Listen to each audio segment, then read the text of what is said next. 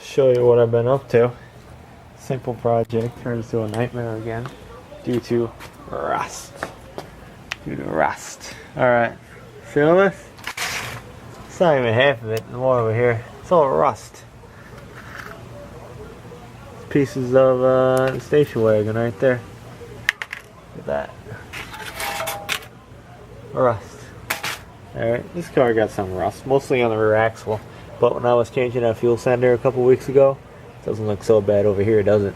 But I was just getting caked with this stuff from my eye and everything. Everything you touch. The frame's not so bad. Only a couple spots back here are bad. This car was factory undercoated. Thank you. Not factory, dealer undercoated.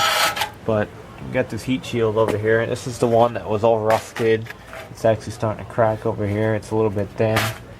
I had a broken center bolt on here. So this is the bracket that was on the car where this thing butts up against. And this thing is just totally rotted too. These are little 7mm screws that hold it to the body of the car.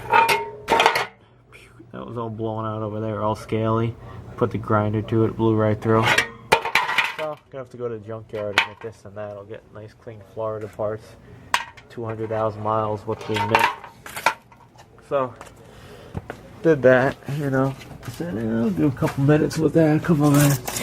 Then I started looking at this rear end. And it still looks like poop. This isn't even paint, it's just a rust converter. But I started wire wheeling only the front half, because when you do projects like this you really can't get involved. You just do a little piece at a time, refinish it, go to the next piece. Don't think you're gonna do the whole thing in one day, because it's never gonna happen. So that's what I learned. So I started grabbing the little grinder thing over there with the wire wheel, knocking some of the scale off, and it went everywhere.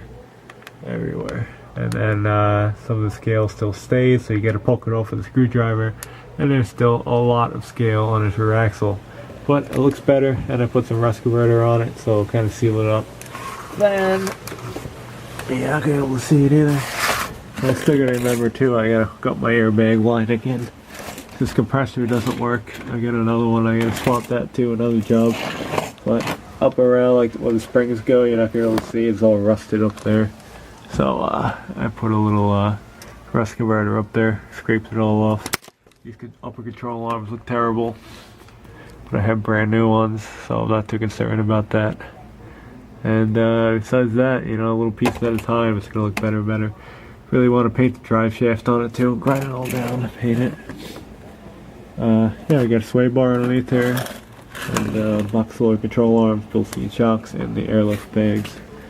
Yep. Put that a while ago.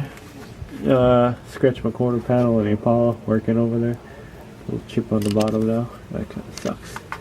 But definitely wear a mask when you're doing this. Wear a that can fall.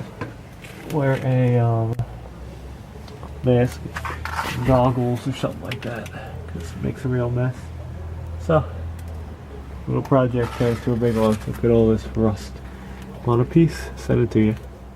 And one of these bolts, I mean not bolts, they're mostly like screws, were rusted in, and broke, so I had to go torch it. There's that one, torch it, and then I got it out. I should have made a video of how to get a rusted screw out. It comes out real easy. I was always so bad at it, then I learned a trick. You heat it up real hot, spray a little oil on it or something like that. Water will work too, just to shock it. And then let it sit, take the heat away, then go crazy with the heat again, and then put some vice grips on it, come right out. So, that was so bad. And I started cleaning up a little bit, just in case I don't find one in a junkyard in 3 months, you know. You gotta use what you got for now, and then swap it out later. So, let's go vacuum up our rust. Fun. Doesn't look that bad from here though, right?